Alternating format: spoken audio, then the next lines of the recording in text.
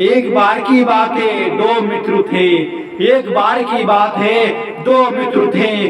किसी जूते बनाने की कंपनी में जॉब करते थे। किसी जूते बनाने की कंपनी में जॉब करते थे। कंपनी में जूते बनाते थे और उन दोनों का काम था मार्केट में जूते बेचना। और उन दोनों का काम था मार्केट में जूते बेचना।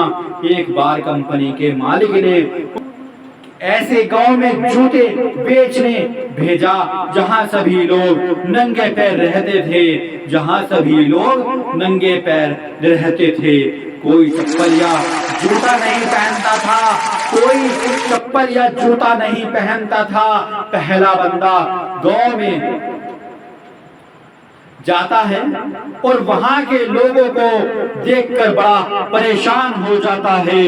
और वहां के लोगों को देखकर बहुत परेशान हो जाता है कि यहाँ तो कोई जूता नहीं पहनता। यहाँ तो कोई जूता नहीं पहनता।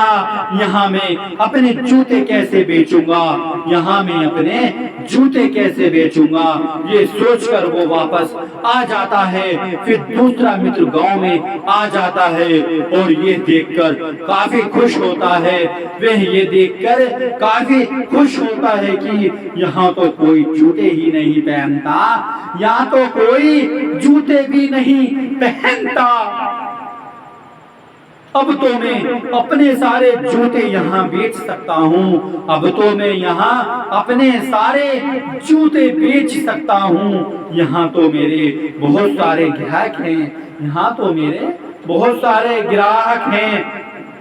तो मित्रों, यही फर्क होता है सकारात्मक और नकारात्मक सोच में। यही फर्क होता है सकारात्मक सोच में और नकारात्मक सोच में। दुनिया में कुछ असंभव नहीं है।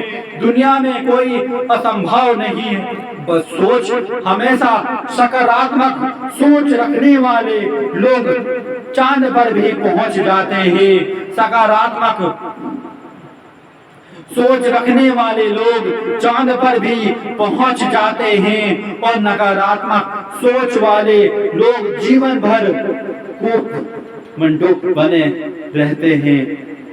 वो मंडूक बने रहते हैं और बेवकूफ बने रहते हैं।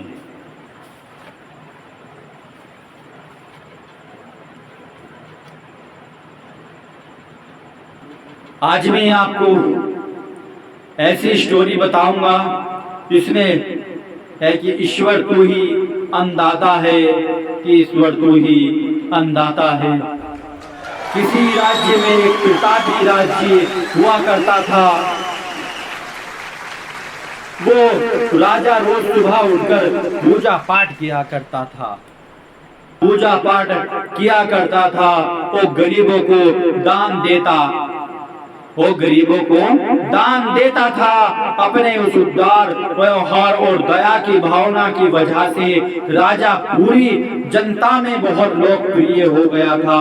वे पूरी जनता में बहुत लोकप्रिय हो गया था। रोज सुबह दरबार खुलते ही राजा के यहाँ गरीबों और भिखारियों की लंबी लाइनें लग जाती थी। भिखारियों की लंबी लाइनें लग जाती थी। राजा हर इंसान को संतुष्ट करके भेजते थे। दो गरीब भिखारी रोज राजा के यहाँ दान लेने आते थे। जब राजा एक व्यक्ति को दान देता तो वह राजा की बहुत वाह करता था। वह राजा की बहुत वाह करता था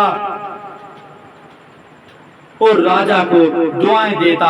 और राजा को दुआएं देता। राजा जब दूसरे व्यक्ति को दान देता तो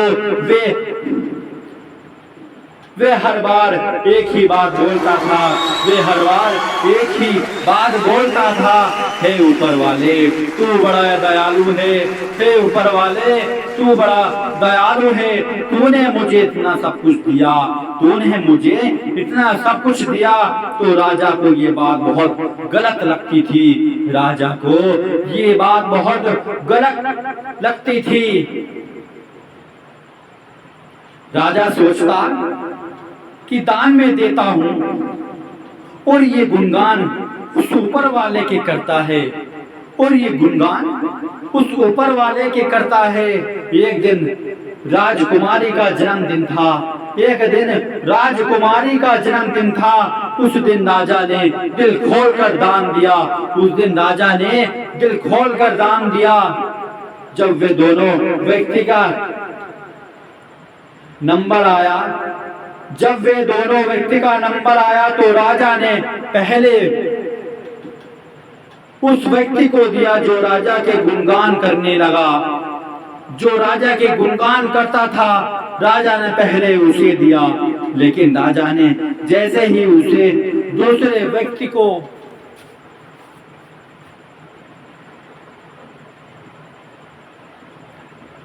को दान दिया तो वे हाथ उठा के फिर बोला, हे ऊपर वाले, आज तूने मुझे इतना दिया, आज तूने मुझे इतना दिया, इसके लिए मैं तुम्हें शुक्रिया कहता हूँ। मैं तुम्हें शुक्रिया कहता हूँ, शुक्रगुजार हूँ मैं तुम्हारा शुक्रगुजार हूँ। राजा को ये बात सुनकर बड़ा गुस्सा आया।